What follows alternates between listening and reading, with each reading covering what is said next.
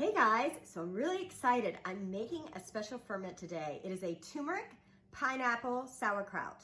So excited about it. I have a friend who actually gave me some and I've been so addicted to it and she hasn't made any more. So I said, oh my gosh, you gotta give me the recipe because I wanna make it. So if you don't know, I'm Chef Paulette Martin from Nouveau Pastries and Catering and Naughty to Nice. And I take a recipe that can be a bit naughty and convert it to be something nice. So today I'm gonna be using some fresh turmeric. And I don't know if you've ever seen turmeric before, but turmeric basically looks like this, and then it's like neon orange on the inside. It's not to be confused with, ironically, this is galenga, okay? And this is like also a root, but it's a little bit white. It's almost like the same thing, it's just a little bit white on the inside. And this is a taro root. And this right here is a Jerusalem artichoke. Not sure if you've ever had a Jerusalem artichoke before, not, but this thing is uber cool. And when I mean uber, it is like an uber. It's like an uber root. But anyways, this thing is a prebiotic. In fact, it has, it's called inulin, which is supposed to be this really crazy thing that helps your digestive.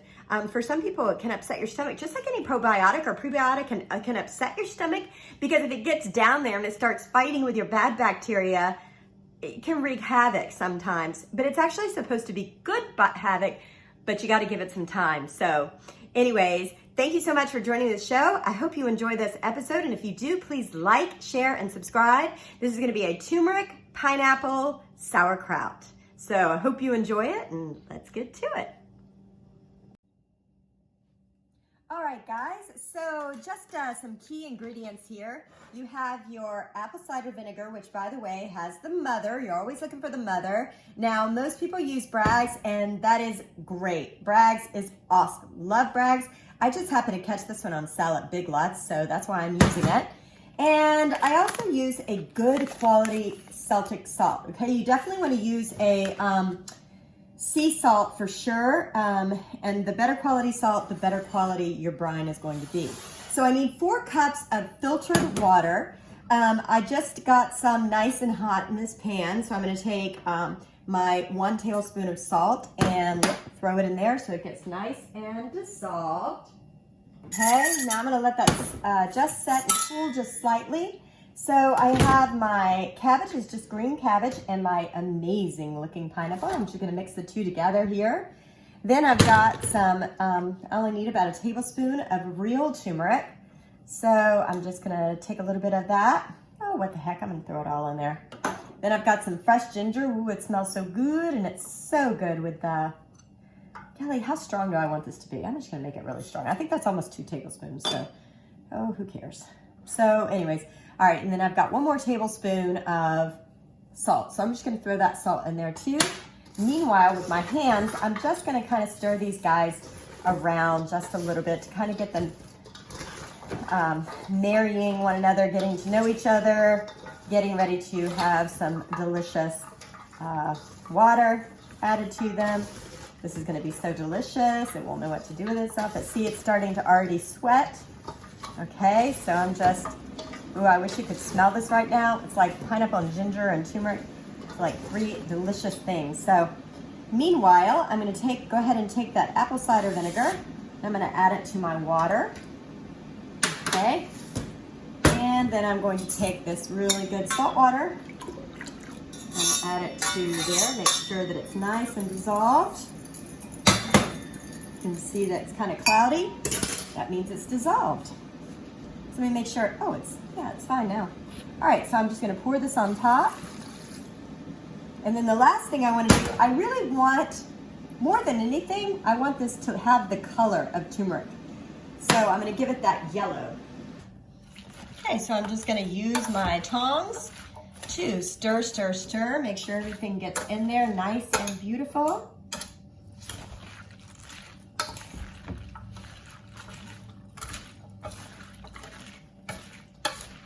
All right, now I'm gonna let this sweat for about 30 minutes.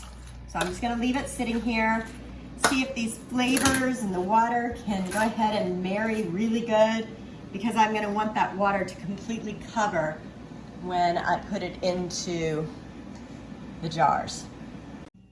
All right, so these guys have been swimming for a little while in the brine.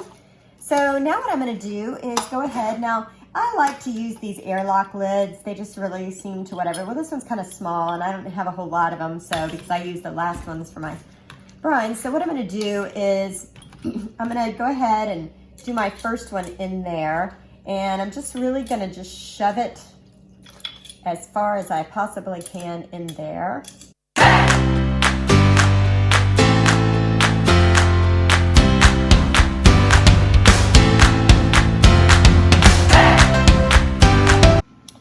Okay, because I spilled a little bit of it, I just made up just a tiny bit more, just another cup or so. So, because I just want to make sure, like, and I'm going to really push down those vegetables because you want the water to totally be swimming above those vegetables and fruits. And of course the fruits are highly acidic, so they're going to capture all that good stuff. So I'm just going to add enough to make all these guys just literally have about an inch of water above them. That's really kind of the key. And then I'm gonna shut them, and then I'm gonna leave them sitting out at room temperature for 3 days, and let them just ferment and be happy. And I'll just loosen up the lid just a little bit each day, just to see how they're doing and see if any of these vegetables are trying to come above the water. If they are, you want to throw the ones on top. So I'm just going to push these guys down into the brine really good and try not to spill any more than I already have. And so, oh my gosh, these guys look amazing. And I mean, they're really beautiful. I love this yellow color. The one my friend gave me, I mean, like everything was like super duper yellow. So super psyched that